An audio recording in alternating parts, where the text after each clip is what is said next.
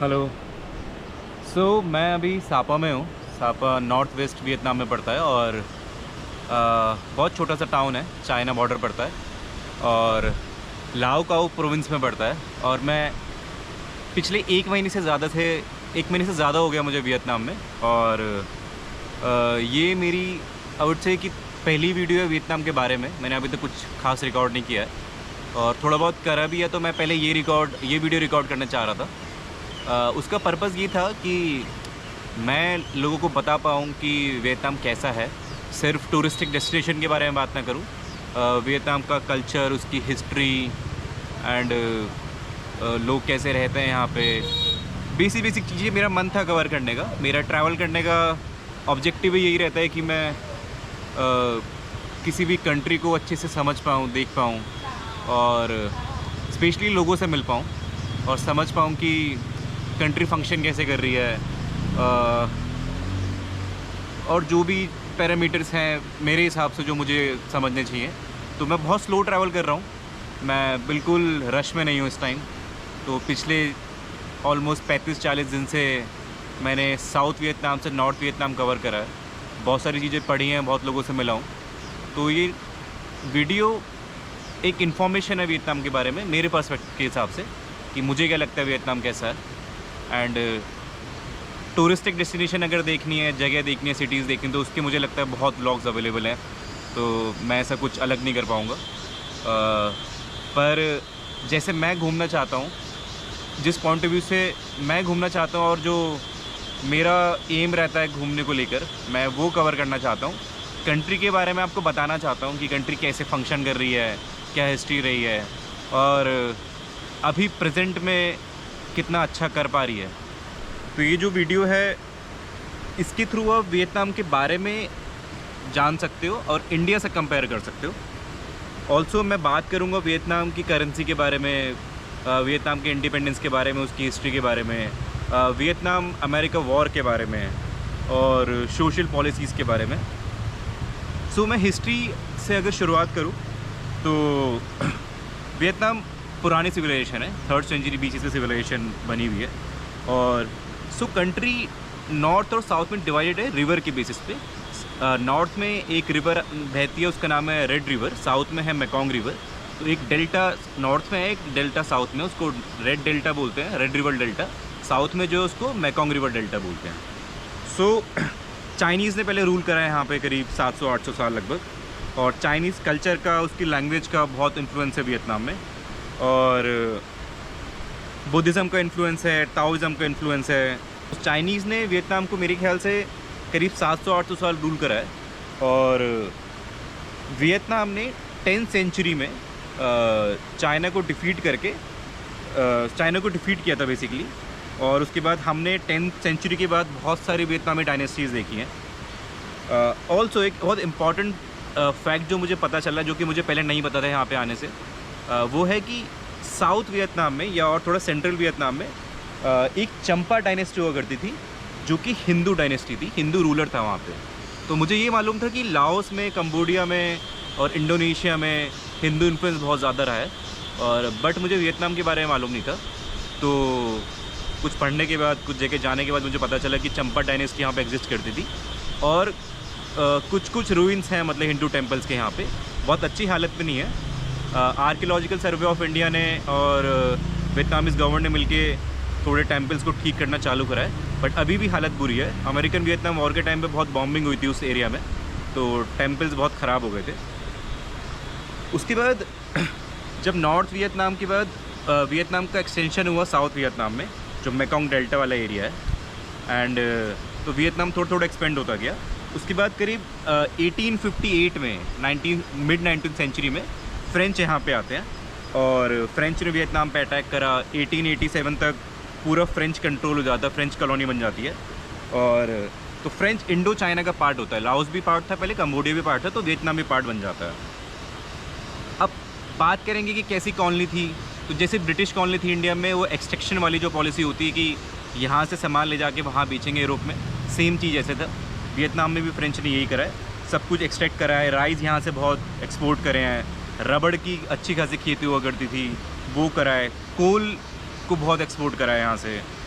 और फ्रेंच का जब इन्फ्लुएंस आया तो कैथलिक्स भी यहाँ पे आने लग गए। फ्रेंच लैंग्वेज का इन्फ्लुएंस यहाँ पे रहा और फ्रेंच का जो आइडिया एडमिनिस्ट्रेशन का वो भी वियतनाम में काफ़ी रहा। और बेसिकली बहुत सिमिलर है जैसे ब्रिटिश ने इंडिया को रूल करा है, तो वियतनामीज लोग भी यहाँ पे ऐसे सेकंड क्लास सिटीज़न ही देखे जाते थे जैसे हमारे इंडिया में था। तो फर्स्ट क्लास सिटीज़न फ्रेंच ही थे। और उसके बाद बहुत इंडिपेंडेंस की मूवमेंट चले, रेजिस्टेंस हुआ, सब कुछ चलता रहा, बहुत साल चला है ये। तो एक लीडर थे हो चिन मी। अगर आप वियतनाम आएंगे तो सारी करेंसी पे हो चिन मी की फ़ोटो है। जैसे इंडिया के लिए गांधी है वैसे हो चिन मी वियतनाम के लिए फादर फिगर मानते हैं हो चिन मी को। हो चिन मी बहुत इन्फ्लुएंशियल लीडर थे। उन्होंने इंडो चाइनीज़ कम्युनिस्ट पार्टी बनाई 1930s के अराउंड, और एक फोर्स थी वियत मिन करके वो बनाई, और फिर फ्रेंच के अगेंस्ट उन्होंने फाइट करी है। ऑल्सो 1940-45 के आसपास जब वर्ल्ड वॉर सेकेंड चल रहा था तो जापान ने भी वियतनाम को इन्वेड करा था, और इन्वेजन के बाद पर जापान ने रूल नहीं करा, फ्रेंच को ही रूल करने दिया। तो वो पीरियड था जब जापानीज़ भी वियतनाम में आ गए थे और उनका इन्फ्लुएंस भी काफ़ी बढ़ गया था। बट जापानीज़ ने कभी डायरेक्टली वियतनाम को रूल नहीं कराया। और 1941-45 के बाद जब बॉम्बिंग हुई हिरोशिमा में, तो उसके बाद फिर जापान जो वॉर हार गया तो जापान ने सरेंडर कर दिया था वियतनाम से भी, वो लोग चले गए थे यहाँ पे। और उसी टाइम 1945 में हो चिन मी ने नॉर्थ वियतनाम में इंडिपेंडेंस डिक्लेयर कर दिया था और democratic Republic of Vietnam form करी थी, सिर्फ नॉर्थ वियतनाम में, ना कि साउथ वियतनाम में। और उसके बाद 1946 से लेकर 1954 तक वॉर, नॉर्थ वियतनाम का वॉर चलता रहा फ्रांस से, जो फ्रेंच रूलर थे उनसे, और उसको फर्स्ट इंडो चाइना वॉर बोलते हैं।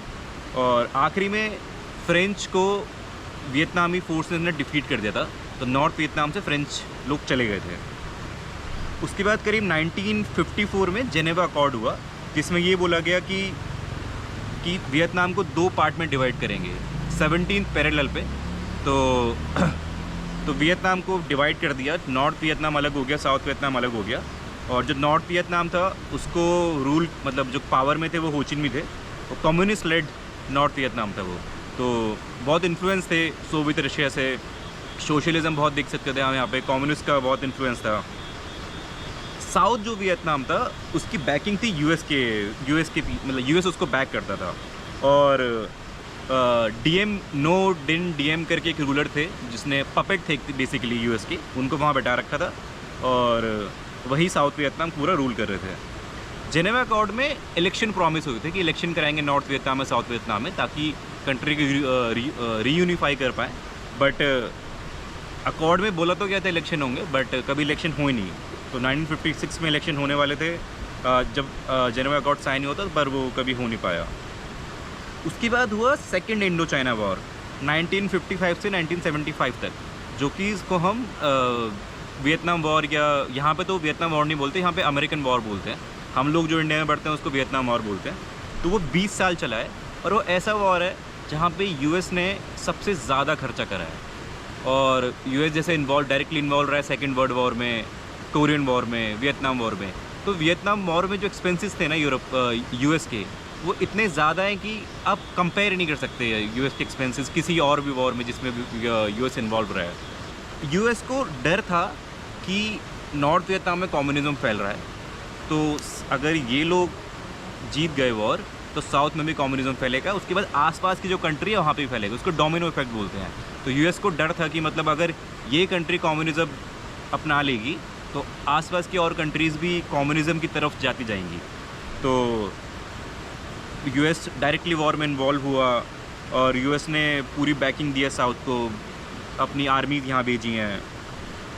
सो बेसिकली जब यूएस वियतनाम वॉर चल रहा था तो नॉर्थ के कुछ जो मिलिट्री पर्सनल थे, जो भी फाइटर्स थे, वो साउथ जाके फाइट करते थे यूएस के अगेंस्ट। और यूएस में और साउथ वियतनाम में भी एक, आई वुड नॉट से मिलिट्री, बट ऐसे गोरिल्ला वारफेयर वाले लोग थे जिसको एक पूरी फौज टाइप बना रखी थी, इसको वियतकॉम बोलते थे। वो भी नॉर्थ वियतनाम से बैकिंग थी उसकी, तो हो चिन मी उसको बैक करते थे, सारे आर्मामेंट्स वगैरह सप्लाई करते थे। और यही वियतकॉम और नॉर्थ वियतनाम के जो सोल्जर्स हैं यही रीयूनिफिकेशन के लिए फ़ाइट कर रहे थे यूएस के अगेंस्ट।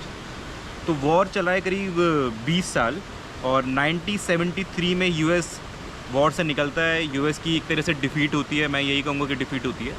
और 1973 में पेरिस पीस अकॉर्ड साइन करते हैं फिर, और यूएस ने 1973 में अपने सारे ट्रूप्स विड्रॉ कर लेते हैं और वापस यूएस भेज देते हैं। और उसके बाद नॉर्थ वियतनामी फोर्स साइगॉन, जिसको आज हो चिन मिन्ह सिटी बोलते हैं, जो कि साउथ में है, सबसे बड़ी सिटी है वियतनाम की, फाइनेंशियल कैपिटल है, और उसका पहले नाम साइगॉन था। हो चिन मिन्ह की डेथ के बाद उसका नाम हो चिन मिन्ह सिटी कर दिया।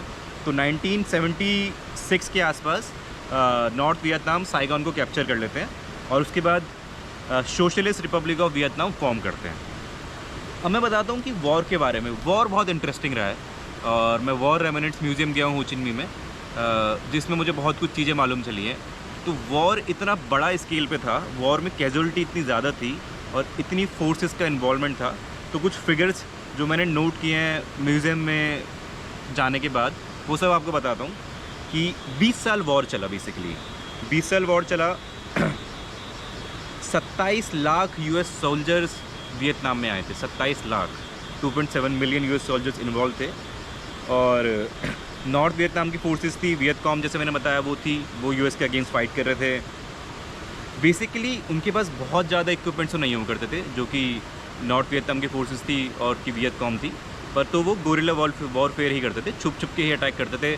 बहुत सारी टनल्स खोद रखी थी, वहीं पे रहते थे, एक साल वहाँ पे रहते थे और जंगल वॉरफेयर करते थे। यूएस ने बहुत परेशान होने के बाद केमिकल वेपन भी यूज़ करें वियतनाम में, जिसको एजेंट ऑरेंज बोलते हैं। तो एजेंट ऑरेंज से इतने लोग इम्पैक्ट हुए थे जिनकी लाइफ एकदम ख़त्म हो गई थी, बहुत लोग मर गए थे, और जो लोग बच गए थे, केमिकल का इतना बुरा इम्पैक्ट था उनकी लाइफ में कि जो आगे वाली जनरेशन जो पैदा हुई हैं वो सब ख़राब पैदा हुई हैं। मतलब किसी को शुरू से कोई बीमारी है, किसी का हाथ नहीं है जब वो पैदा हुआ। तो बेसिकली जैसे आप हिरोशिमा नागासाकी में देखोगे, जब न्यूक्लियर वेपन गिराए थे, उसके बाद जो बर्थ हुई थी लोगों की, बच्चों की, वो कैसी हुई थी, काफ़ी हद तक सिमिलर एजेंट ऑरेंज की बात भी वियतनाम में हुई थी। यूएस ने बहुत स्ट्रेटजी बनाई, स्ट्रेटेजिक बॉम्बिंग करी है वियतनाम में, सिर्फ माइंस बिछाई हैं, और माइंस मतलब बहुत सालों तक मिलती आई हैं वो, और बहुत लोग माइंस की वजह से मरे भी हैं वॉर ख़त्म होने के बाद भी। एक बहुत बड़ा मैसेकर है जिसको माई लाई मैसेकर बोलते हैं, 1968 में वो हुआ था, और करीब 500 वियतनामी सिविलियंस को यूएस मिलिट्री ने मार दिया था। तो अगर मैं बात करूँ वॉर में कितनी कॉस्ट इन्वॉल्व थी, तो यूएस ने करीब $168 बिलियन खर्च करे हैं, और ये 168 बिलियन आज के नहीं है, 1970s के हैं। आज की अगर कीमत देखें 168 बिलियन की, तो $1 ट्रिलियन बैठता है। अब सोचो 1 ट्रिलियन कितना बड़ा है। इंडियन इकनॉमी $3 ट्रिलियन की है, जो उनकी जीडीपी है एक साल की। अब $1 ट्रिलियन खर्च करने, डायरेक्टली खर्च करने वियतनाम वॉर में, वो कितना बड़ा अमाउंट है। यूएस के करीब 58,000 से ज़्यादा सोल्जर मरे थे वॉर में, बहुत बड़ा फिगर है, और करीब 1.5 लाख सोल्जर वुंडेड थे। और ऐसा बोलते हैं कि बहुत सारे सोल्जर्स को मेंटल हेल्थ इशू हो गए थे, जो कि बहुत लंबा चला है। वापस चले गए सोल्जर, वॉर ख़त्म हो गया, पर इतना ट्रॉमा था सोल्जर्स की लाइफ में, उनको मेंटली अनस्टेबल हो गए, मेंटल इश्यूज़ बहुत ज़्यादा हो गए थे। वियतनाम की साइड की बात करें, वियतनाम की कैजुअलिटी की बात करें, तो 20 लाख वियतनामी सिविलियंस की डेथ हुई है वॉर में। अब 20 लाख बहुत बड़ा नंबर है, और बोलते हैं कि 3.6 लाख वियतनामी सोल्जर्स मरे हैं। यूएस ने इतनी बॉम्बिंग करी थी कि यहाँ की पूरी बहुत सारी फार्मलैंड, फॉरेस्ट, इंफ्रास्ट्रक्चर सब ख़राब कर दिया था। अच्छी पुरानी बिल्डिंग्स, जो फ्रेंच कॉलोनी की बिल्डिंग्स है, वो भी तबाह कर दी। जो मैंने बताया चंपा डायनेस्टी की हिंदू टेम्पल्स है, वो भी बेकार ख़राब तबाह कर दी एकदम। एजेंट ऑरेंज के बारे में मैंने आपको बताया, उसका इम्पैक्ट बहुत बुरा था। अब ऐसा बोलते हैं फैक्ट और फिगर के हिसाब से यूएस ने यहाँ पे इतने बॉम्ब गिराए हैं, जो कि वर्ल्ड वॉर सेकंड में जितने कंबाइन बॉम्ब गिरे हैं, उससे ज़्यादा बॉम्ब यूएस ने वियतनाम वॉर में गिराए हैं। अब जब वर्ल्ड वॉर सेकंड की कंबाइन बॉम्ब की बात करूँ, तो मैं सिर्फ यूएस की बात नहीं कर रहा हूँ, जितने भी बॉम्ब यूज़ हुए हैं वर्ल्ड वॉर सेकंड में, उससे ज़्यादा वॉर सिर्फ यूएस ने वियतनाम में गिराया है, और जो कि बोलते हैं 7 मिलियन टन से ज़्यादा वेट था, मतलब जो बारूद का वेट होगा। ठीक है, वॉर ख़त्म हुआ 1975 के आसपास। उसके बाद 1975 से प्रेजेंट की बात करते हैं, तो कंट्री तो डिवास्टेटेड थी वॉर की वजह से, और कम्युनिस्ट रिजीम था। हो चिन मी की डेथ पहली हो गई थी वॉर से, तो हो चिन मी ने रीयूनिफिकेशन नहीं देखा नॉर्थ वियतनाम और साउथ वियतनाम को, उनकी डेथ पहली हो चुकी थी। और जब 1975 के बाद जो पहले रूलर बने हैं रीयूनिफाइड वियतनाम के, तो उनका नाम था ली डुआन। तो ली डुआन ने सोवियत स्टाइल सोशलिज़म अपनाया और वैसी स्टेट रन करने की कोशिश करी। तो पूरा इकनॉमी पे स्टेट का कंट्रोल था, सब कुछ स्टेट के हाथ में था, बट इकनॉमिक कोलैप्स हो गई, करेंसी बहुत गिरने लग गई। और उसके बाद वियतनाम ने 1978 में कंबोडिया को भी इन्वेट करा था, वो एक अलग चैप्टर है, वो इतना मैं कवर करना नहीं चाह रहा हूँ इस वीडियो में, तो सिर्फ वियतनाम की बात करना चाह रहा हूँ।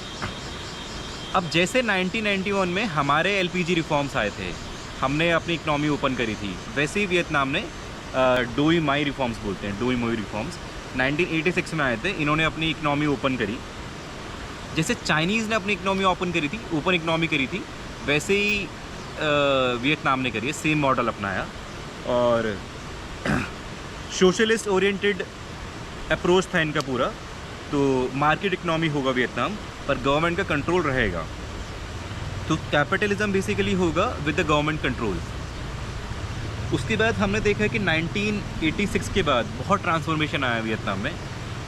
वियतनाम ऐसे became one of the fastest growing economy in south east Asia. और आजकल तो वियतनाम को मिनी चाइना भी बोलते हैं, क्योंकि मैन्युफैक्चरिंग बहुत बढ़ गई है वियतनाम में। वियतनाम में उन्होंने एफडीआई ओपन करा, एफडीआई फॉरेन डायरेक्ट इन्वेस्टमेंट आना शुरू हुआ, टूरिज़्म के लिए ओपन हुआ। अभी टूरिज़्म मेरे ख्याल से 10 या 11% जीडीपी में कंट्रीब्यूट करती है वियतनाम की, जो कि बहुत ज़्यादा है। उसके बाद ट्रेड चालू हुआ वियतनाम में।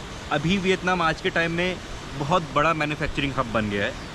और अभी वियतनाम में सिर्फ सिंगल पार्टी है, एक ही पार्टी रूल है, और वियतनामी कम्युनिस्ट पार्टी ही सब कुछ चलाती है। मार्केट को लेके ओपन है, ऐसे बस आप इन्वेस्ट कर सकते हैं, कैपिटलिज्म है, बट वन पार्टी सिस्टम है, बिल्कुल सिमिलर है जैसे चाइना में ऑपरेट होता है। तो अगर हम मॉडर्न वियतनाम की बात करें, मैंने बताया जैसे पार्टी तो एक ही है, वन पार्टी सिस्टम है, कैपिटल हनोई है, इकनॉमिक जो मॉडल है उनका वो सोशलिस्ट ओरिएंटेड मार्केट इकनॉमी है। और ग्लोबल रोल की बात करें अगर, तो आसियान का मेंबर है, जो आसियान ग्रुप है कुछ कंट्रीज़ का साउथ ईस्ट एशिया में, उसका मेंबर है। और चाइना लार्जेस्ट ट्रेडिंग पार्टनर है, उसके बाद US second largest trading partner है। इतना बड़ा वॉर चला, सब कुछ हुआ, बट रिलेशन अभी वियतनाम और यूएस के बिल्कुल ठीक है, कोई दिक्कत नहीं है। मार्केट इकनॉमी है वियतनाम, तो ट्रेड हो रहा है, सब कुछ हो रहा है, तो यूएस को उससे कोई प्रॉब्लम नहीं है। और अगला बड़ा ट्रेडिंग पार्टनर यूरोपियन यूनियन भी है। अब मैं इंटरेस्टिंग पार्ट ये है कि मैंने बहुत रिसर्च करी, सब कुछ देखा। अब मैं देखना चाह रहा था कि वियतनाम और इंडिया को अगर मैं कंपेयर करूँ इकनॉमिकली, सोशली, पॉलिटिकली, तो कैसा है। मैंने बताया कि इंडिया में मल्टी पार्टी सिस्टम है, वियतनाम में सिंगल पार्टी हैं, तो बहुत राइट्स नहीं हैं, लोग गवर्नमेंट के अगेंस्ट कुछ बोल नहीं पाते हैं। इलेक्शन होते हैं, बट जितने भी कैंडिडेट इलेक्शन में होते हैं वो सब ज़्यादातर कम्युनिस्ट पार्टी के मेंबर ही होते हैं, या कम्युनिस्ट पार्टी ही एक लिस्ट निकालती है। अगर अब मुझे इलेक्शन लड़ने भी है तो मुझे अप्लाई करना पड़ेगा कम्युनिस्ट पार्टी को पहले, और वो मेरा पहले पूरा रिज्यूमे CV टाइप देखेंगे और देखेंगे कि मेरी सोच कैसे है, और कम्युनिस्ट पार्टी से अलाइन करती है या नहीं करती है, उसके बाद ही मैं इलेक्शन लड़ पाऊँगा। तो अगर मैं सोचूं मुझे इंडिपेंडेंट इलेक्शन लड़ना है तो वो पॉसिबल नहीं है। तो इलेक्शन तो मैं बहुत अच्छे ही मानूंगा नहीं। तो जो कॉन्सेप्ट है वो बहुत फ्लॉड है, तो लोगों को ऐसे राइट नहीं है कि वो किसी को भी चूज़ कर सकते हैं, क्योंकि कोई भी इलेक्शन फाइट ही नहीं कर सकता। जो कैंडिडेट्स कम्युनिस्ट पार्टी बताएगी वही कैंडिडेट फाइट कर सकते हैं, वही लिस्ट निकालेगी। तो इलेक्शन तो मतलब इतना इंपॉर्टेंट मुझे लगता नहीं, इतना इंपॉर्टेंट रोल प्ले करते हैं, लोग भी इंटरेस्टेड नहीं है पॉलिटिक्स में बहुत ज़्यादा। कुछ फिगर में कंपेयर कर लेता हूँ इंडिया को अगर, तो इंडिया से 10 गुना छोटा है वियतनाम, और वियतनाम की पॉपुलेशन करीब 110 मिलियन है, हमारी 1.4 बिलियन है। तो देखो तो इंडिया की करीब 8% पॉपुलेशन, पर 10 गुना छोटा भी है। तो वियतनाम 10 से 11 करोड़ लोग यहाँ पे रहते हैं, कंट्री भी इंडिया से 10 गुना छोटी है। तो मैं ये नहीं बोलूँगा कि बहुत छोटी कंट्री है, बहुत कम लोग हैं, बहुत क्राउडेड है वियतनाम भी, बहुत लोग रहते हैं यहाँ पे। पॉपुलेशन इनकी भी ठीक ठाक बड़ी है, मतलब साइज़ के हिसाब से अगर देखो तो। अब बात करता हूँ वियतनाम की लाइफ एक्सपेक्टेंसी की। इंडिया की लाइफ एक्सपेक्टेंसी करीब 67 या 68 ईयर होगी, और वियतनाम की जो कि 76 ईयर है। अब वियतनाम का जो फूड है वो बहुत साफ़ सुथरा है, जिसमें ऑयल का यूसेज बहुत कम है, मीट कंजम्पशन काफ़ी ज़्यादा है, सी फूड बहुत खाते हैं, और बेसिकली बहुत हेल्दी खाना है। तो इतना पेस्टिसाइड यूज़ नहीं करते हैं। अब सोचो इतने टाइम वॉर चला, सब कुछ हुआ, इतना कंट्री ने सब कुछ झेला है, उसके बाद भी लोग हेल्दी हैं और 76 लाइफ एक्सपेक्टेंसी बहुत अच्छा नंबर है। इंडिया का तो 68 के आसपास ही है।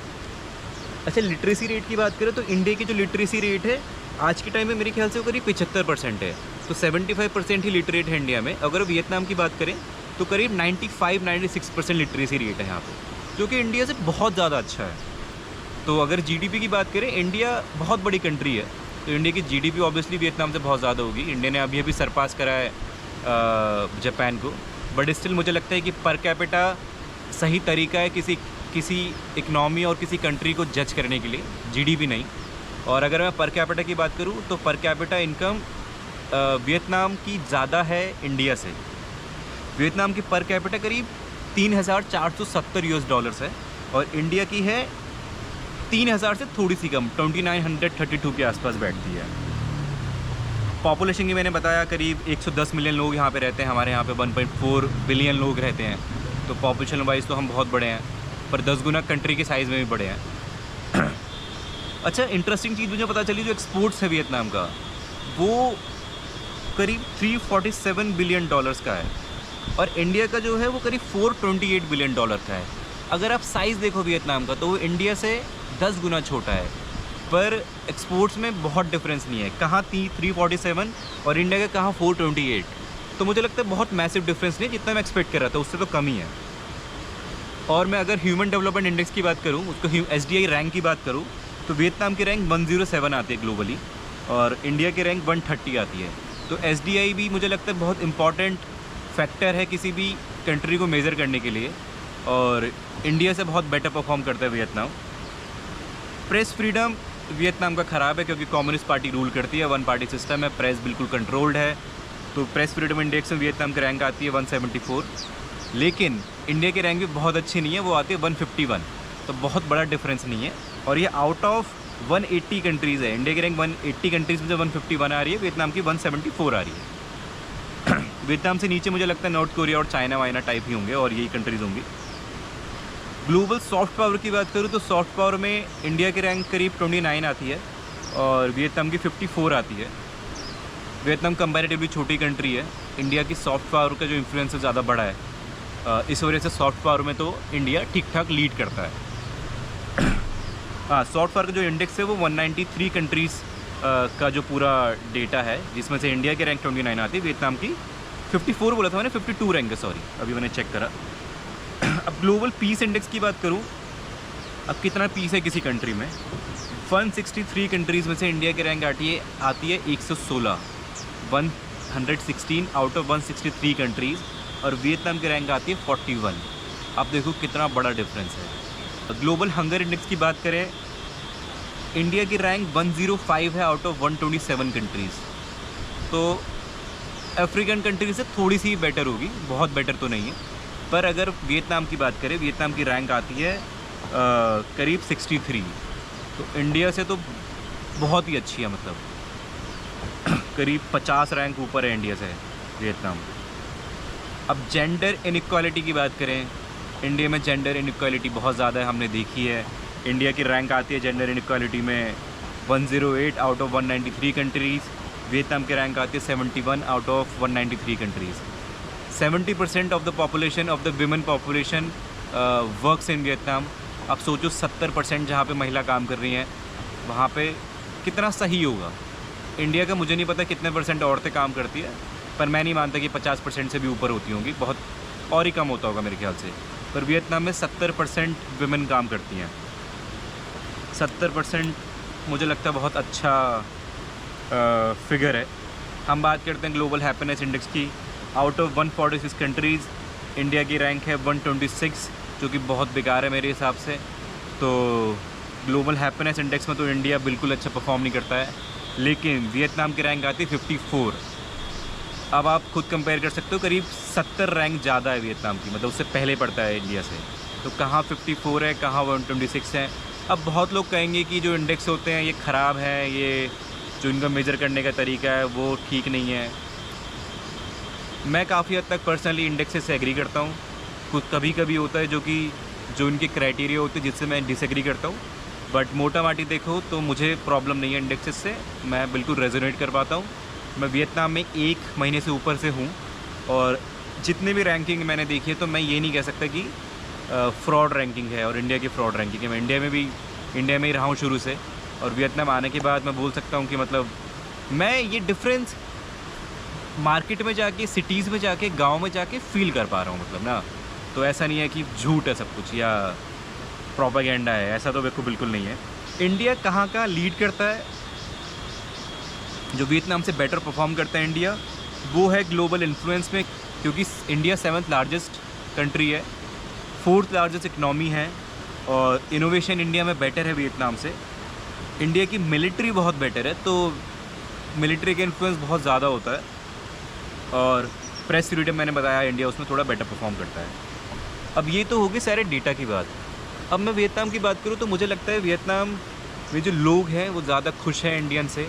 वियतनाम बहुत ज़्यादा साफ़ है, बहुत गंदा नहीं है। जो वियतनाम का खाना है वो ज़्यादा, उसमें ज़्यादा न्यूट्रिशन है, तो यहाँ पे ऐसे प्रोटीन डेफिशिएंसी नहीं है। ऑलमोस्ट इंडिया के 80% लोग प्रोटीन डेफिशिएंट हैं, ऐसा वियतनाम में नहीं है। और नेचर वाइज बहुत प्रिजर्व्ड है। तो मेरे पीछे आप देख रहे हैं, मैं सापा में हूँ, बहुत अच्छी जगह, बहुत सुंदर जगह है, और आपको प्लास्टिक सड़क पे नहीं मिलेगा, और सड़क सब कुछ बहुत साफ़ सुथरा है यहाँ पे, लोग बहुत सिविलाइज्ड हैं। और हाँ, मतलब 1-2 चीज़ें जो वियतनाम के बारे में मुझे बहुत बेकार लगी है। जब मैं वियतनाम आने वाला था, तो जब मैं वियतनाम के बारे में पढ़ रहा था तो मुझे पता था कि वियतनाम में कम्युनिस्ट पार्टी रूल करती है, इट्स अ सोशलिस्ट रिपब्लिक। तो मुझे लग रहा था सोशलिज़म का बहुत ज़्यादा इम्पैक्ट होगा। इंडिया भी एक सोशलिस्ट कंट्री है, इंडिया की अप्रोच भी हमेशा सोशलिस्ट रही है, चाहे बीजेपी हो, चाहे कांग्रेस हो, चाहे किसी भी पार्टी ने रूल करा हो, चाहे कोई भी स्टेट गवर्नमेंट हो। बट वियतनाम आने के बाद मुझे लगा कि इंडिया ज़्यादा सोशलिस्ट है रादर वियतनाम से अगर कंपेयर करूँ तो। क्योंकि जैसे बहुत बेसिक चीज़ बताता हूँ आपको मैं, अगर आप बात करो हेल्थ केयर की, इंडिया में गवर्नमेंट हॉस्पिटल्स सबके लिए फ्री होते हैं। So the health care is free for everyone, अमीर हो चाहे गरीब हो, जो कि मुझे लगता है बहुत अच्छी चीज़ है। ये एक पॉइंट है कि एक वैलिड पॉइंट ये हो सकता है कि इंडिया के जो गवर्नमेंट हॉस्पिटल्स है बहुत डेवलप्ड नहीं है, बहुत अच्छे नहीं है, इंफ्रास्ट्रक्चर अच्छा नहीं है, वो सब ठीक है। पर मैं अगर सोशलिस्ट अप्रोच की बात करूँ तो वो इंडियन गवर्नमेंट की मुझे बहुत नज़र आती है, क्योंकि हेल्थ केयर फ्री है सरकारी हॉस्पिटल्स में। कुछ चीज़ों के पैसे लगते हैं, वो भी बहुत मिनिमम है। लेकिन अगर वियतनाम की बात करूँ, वियतनाम में जितनी भी पब्लिक हेल्थ केयर सिस्टम है इनका, वो फ्री नहीं है। बहुत बड़ा अमाउंट भी नहीं है, बहुत छोटा अमाउंट भी नहीं है। तो मुझे वो बात बहुत पसंद नहीं आई कि हेल्थ केयर, मुझे लगता है एक सोशलिस्ट कंट्री में, अगर यूएस की बात करूँ तो मैं उनसे एक्सपेक्ट बिल्कुल नहीं करूँगा कि वहाँ पे फ्री होना चाहिए। But from a socialist point of view, health care एक बहुत बेसिक नेसेसिटी होती है किसी भी ह्यूमन बीइंग के लिए। और मुझे लगता है अगर आप सोशलिस्ट हो, कम्युनिस्ट हो, तो वो तो आपको फ्री प्रोवाइड करना ही चाहिए, जो कि वियतनाम ने मुझे नहीं दिखा है। दूसरी बात करूँ एजुकेशन की, अब जो प्राइवेट यूनिवर्सिटीज़ बहुत ज़्यादा है, प्राइवेट हॉस्पिटल्स भी हैं, वो तो फ्री बिल्कुल नहीं है क्या। अब ठीक है, प्राइवेट यूनिवर्सिटी की बात नहीं करूँगा मैं, सरकारी यूनिवर्सिटीज़ की बात करता हूँ। जो पब्लिक फंडेड यूनिवर्सिटीज़ हैं, जो कि सरकारी यूनिवर्सिटीज़ हैं, वो तक फ्री नहीं है, और उसके प्राइजेज़ छोटे मोटे या कम प्राइजेज़ नहीं है। मैंने जितना मालूम करा है, 1 साल की एवरेज फ़ीस है करीब $2,000, तो करीब $1,70,000 बैठती है। तो वो बोलते हैं कि पर सेमेस्टर फ़ीस करीब $1,000 है। अब $1,70,000 देने 1 साल के किसी कोर्स के, मुझे लगता है बहुत बड़ा अमाउंट है। जैसे वियतनाम बहुत रिच कंट्री नहीं है, और एटलीस्ट पब्लिक यूनिवर्सिटीज़ फ्री होनी ही चाहिए। मैं एक पब्लिक यूनिवर्सिटी में पढ़ा हूँ। जब मैंने दिल्ली यूनिवर्सिटी से लॉ करा तो मेरी 1 साल की फ़ीस करीब $7,300-7,500 थी, जो कि रफली $80 बैठते हैं। अब आप सोचो, कहाँ $80, कहाँ $2,000 1 साल के, बहुत बड़ा डिफरेंस है। और मुझे लगता है कि इंडिया का एजुकेशन सिस्टम, बहुत बड़ा फ़ैन नहीं हूँ उसका, but at least public universities free हैं। जो गरीब लोग हैं उनके पास चांस है आने का और अपनी पढ़ाई कंप्लीट करने का। डीयू में इतनी फ़ीस थी, जेएनयू में तो और कम फ़ीस है, बट ऐसा कुछ वियतनाम में नहीं है। तो अगर आप बहुत गरीब हो, आपको लोन लेना पड़ेगा, या आपको काम करना पड़ेगा, या अगर आप बहुत ही गरीब हो, तो मुझे नहीं लगता आप पब्लिक यूनिवर्सिटी में जाके पढ़ाई कर सकते हो, बिकॉज फ़ी बहुत हाई है। स्कॉलरशिप मिलती हैं, पर ऐसा नहीं स्कॉलरशिप हर जगह आसानी से मिल जाती हैं। और मुझे ये आइडिया बहुत पसंद नहीं आया। तीसरी चीज़ मैं बताता हूँ कि जैसे एमआरपी का कॉन्सेप्ट इंडिया में एग्जिस्ट करता है, बांग्लादेश में एग्जिस्ट करता है, कुछ और कंट्रीज़ में एग्जिस्ट करता है। इंडिया बांग्लादेश तो दो प्रोमिनेंट कंट्रीज़ हैं जहाँ पे एग्जिस्ट करता है। कुछ कंट्रीज जैसे श्रीलंका है, ट्यूनीशिया है, वहाँ पे एमआरपी चलता है, पर वो स्पेसिफिक चीज़ों के लिए चलता है, जैसे फार्मास्यूटिकल हो गए या डेली नीड जो आइटम होते हैं उन पे चलता है। एमआरपी हर चीज़ों पे नहीं होता भाई। ये चुनिंदा 8-10 कंट्री हैं जहाँ पे ये कॉन्सेप्ट है, और सारी चीज़ों पे एमआरपी तो बस इंडिया और बांग्लादेश में ही है मेरे ख्याल से। वियतनाम हो गया और कोई भी कंट्री हो गई, यहाँ पे एमआरपी जैसी चीज़ एग्जिस्ट ही नहीं करती है। तो अगर आप कुछ सामान ख़रीदने बाहर जाते हो तो आपको 10 तरह के अलग प्राइस मिल सकते हैं, 10 तरह की अलग जगह पे। तो अगर आपको पानी की बॉटल लेनी है तो सेम पानी की बॉटल मुझे एक स्टोर पे 10,000 डोंग की मिल सकती है, मतलब 35 रुपये के आसपास। वो बॉटल किसी मॉल में मुझे 20,000 डोंग की मिल सकती है, किसी छोटी किराना स्टोर पे मुझे 8,000 की मिल सकती है। तो क्योंकि वहाँ पे एमआरपी लिखा ही नहीं, मुझे पता ही नहीं कि उसका राइट प्राइस है क्या, सस्ते से सस्ता कहाँ मिल सकता है। तो किसी भी चीज़ पे एमआरपी नहीं है, ना दवाइयों पे है। तो मतलब जो भी बेच रहा है उसके पास पूरी अथॉरिटी है, वो किसी भी प्राइस पे कुछ भी बेच सकता है। और एज अ टूरिस्ट मुझे तो वो बहुत बेकार लगा। लोगों को हो सकता है लोगों को पता होगा कि वो सामान कितने का मिलता है, तो वो सही जगह जाते होंगे। बट मेरे लिए सिंस मैं नया हूँ, मुझे पता ही नहीं कि कहाँ जाना है, तो मैंने हर सामान, मतलब कोल्ड ड्रिंक हो गई, पानी की बोतल हो गई, चिप्स हो गए, कुछ भी ख़रीदा है मैंने, हर जगह नई जगह गया हूँ, हर जगह नया ही प्राइस दिया है। सेम प्राइस तो मैंने कहीं दिया ही नहीं है। तो वो बहुत बेकार बात लगती है। मुझे लगता है एमआरपी हो या ना हो, but MRP basic need item पे होना ही चाहिए। जैसे पानी हो गया, पानी में एमआरपी होना चाहिए। जैसे यहाँ पे चावल खाए जाते हैं, वहाँ पे एमआरपी होना चाहिए। जो बेसिक नेसेसिटी के आइटम है एटलीस्ट उन पे तो एमआरपी लिखो, पता चले कि क्या ठीक प्राइस है, ताकि कंज्यूमर को ठग ना सके कोई, जो कि यहाँ पे खैर नहीं है। बहुत बेकार बात लगी मुझे। और जैसे इंडिया में बहुत ज़्यादा ना अवेयरनेस है प्लास्टिक को लेके, एनवायरनमेंट को लेके। यहाँ पे भी है, लोग साफ़ सुथरा है, सब कुछ है, बट मैंने देखा है कि प्लास्टिक का बहुत यूज़ है। मतलब आप कहीं भी बाहर जाओ, आपको प्लास्टिक स्ट्रॉ वगैरह इंडिया में मिलते हैं, यहाँ भी मिलते हैं, पर इंडिया में एटलीस्ट लोग अवेयर हैं। जैसे यहाँ पे पॉलीथीन्स बहुत ज़्यादा यूज़ होती हैं। मुझे रिक्वायरमेंट है भी नहीं ना, फिर भी मतलब थमा देंगे हाथ में कि ले जाओ। जैसे कप्स हो गए, सारे प्लास्टिक कप है। अगर आपको कोल्ड कॉफ़ी लेनी है, कुछ भी लेना है, तो पेपर कप मैंने पूरे वियतनाम में एक जगह नहीं देखी है, हर जगह प्लास्टिक यूज़ होता है। मुझे ये नहीं पता कि रिसाइकिल कितना अच्छे से कर पाते हैं, नहीं कर पाते हैं, बट यूजेज तो बहुत रैम्पेंट है, और मुझे लगता है इंडिया से ज़्यादा ही है। इंडिया में फिर भी हम लोग अवेयर हैं प्लास्टिक को लेके, हम अपना बैग्स लेके चले जाते हैं। तो पर ये तो वियतनाम में बिल्कुल एग्जिस्ट जैसे नहीं करता है। बट ये भी कहूँगा कि हो सकता है इनके रिसाइकिल वाले जो सिस्टम है वो बेटर हो हमसे, क्योंकि इतना कचरा यहाँ पे दिखता नहीं है। और मैंने अभी तक वियतनाम में बस एक बड़ा सा लैंडफिल वाला पहाड़ देखा है, जो कि दिल्ली में शायद 3 है, तो वो तो मैंने और कहीं नहीं देखा है। तो हो सकता है इनका जो वेस्ट मैनेजमेंट सिस्टम हो वो बेटर हो इंडिया से, बट प्लास्टिक का यूसेज तो बहुत ज़्यादा है।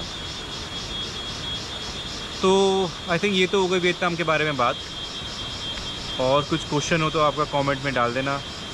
एंड मेरा जो पर्पज़ है वियतनाम को ट्रैवल करने का, कहीं और भी जाने का, तो वो है कि मैं बहुत स्लोली ट्रैवल करूं और कंट्री के बारे में समझ पाऊं। मेरा ये ऑब्जेक्टिव नहीं है कि मैं जाऊं जो कि टूरिस्टिक डेस्टिनेशन है वहाँ पे जाके फ़ोटो खिंचवा लूँ और उसको कवर कर लूँ।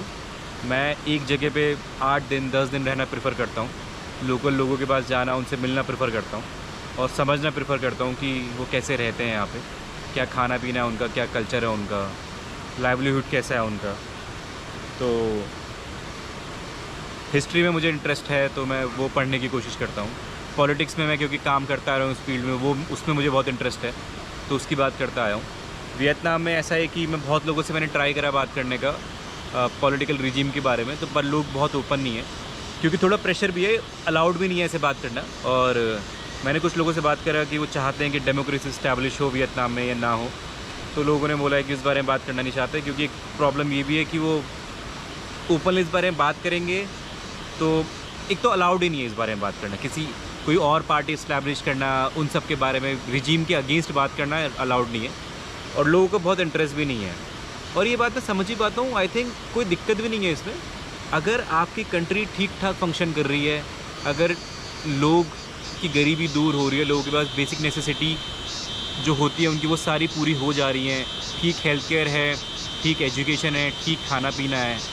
तो मुझे लगता है कि क्या ज़रूरत है डेमोक्रेसी की। जैसे मैं बहुत बड़ा फ़ैन नहीं हूँ डेमोक्रेसी का, बट मुझे पसंद भी है, बट लेकिन मेरे मन में हमेशा डिलेमा रहता है कि क्या बहुत ज़रूरत है डेमोक्रेसी की। अगर हम चाइना को देखें, वियतनाम को देखें, सिंगापुर को देखें, ऐसी कंट्रीज़ ने बहुत अच्छा परफॉर्म करा है पिछले 20-30 सालों में। लोग खुश हैं, हैप्पीनेस इंडेक्स में देखो तो वियतनाम हमसे बेटर ही है। तो क्या ज़रूरत है डेमोक्रेटिक राइट्स की? मुझे खैर नहीं पता, मुझे समझ नहीं आता, और मुझे कभी कभी लगता है कि कोई ज़रूरत नहीं है। अगर आप खुश हैं, ठीक हैं, कोई दिक्कत नहीं है आपको, तो मुझे लगता है वो ठीक है। पर सबका अपना डिफरेंट पर्सपेक्टिव हो सकता है। यूएस ने इतने टाइम वॉर यहाँ पे लड़ा है क्योंकि डेमोक्रेसी इस्टेब्लिश करनी थी यूएस को, बट खैर नहीं कर पाए। बट कम्युनिस्ट रिजीम में, सोशलिस्ट रिजीम में वियतनाम अच्छा ही परफॉर्म कर रहा है। चाइना ने भी अच्छा परफॉर्म करा है। सिंगापुर ने तो आपको, सिंगापुर के बारे में तो आपको पता ही कि उसने कैसे परफॉर्म करा है। तो पता नहीं, मुझे भी समझ नहीं आता कि मतलब क्या इतनी ज़रूरत है डेमोक्रेसी की। कमेंट्स में आप लोग बताना कि आपका क्या पर्सपेक्टिव है। मेरे हिसाब से तो बहुत ज़रूरत नहीं है।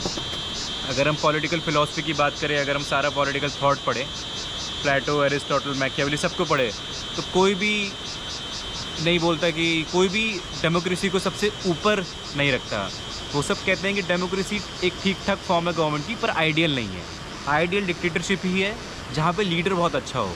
डेमोक्रेसी बस बैड डिक्टेटर से थोड़ी ऊपर आती होगी, but democracy is not the best form of governance. तो सारे पॉलिटिकल फिलोसफर, ऑलमोस्ट सारे तो नहीं कहूँगा, यही कहते हैं। कोई भी बहुत बड़ा फ़ैन नहीं है डेमोक्रेसी का। तो ठीक है, अंधेरा होने वाला है, मुझे लगता है ख़त्म करनी चाहिए वीडियो, थोड़ी सी लंबी हो गई।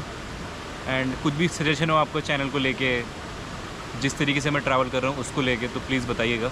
और प्लीज़ अच्छा लगे मेरा चैनल या जो मैं बात कर रहा हूँ वो इंटरेस्टिंग लगे, तो मैं रिक्वेस्ट करूँगा कि लाइक, शेयर, सब्सक्राइब कर देना प्लीज़। एंड ऐसा बहुत अच्छा लगे तभी करना है, ऐसे कोई ज़रूरत नहीं है। एंड ठीक है, और प्लीज़ सजेशन हो तो प्लीज़ कमेंट में लिखना। And I would be very glad to read your suggestions, और उसके ऊपर काम करने में मुझे मज़ा आएगा, अच्छा लगेगा, क्योंकि मेरे लिए सब कुछ बहुत नया है। ठीक है, okay guys, thank you for listening, thank you.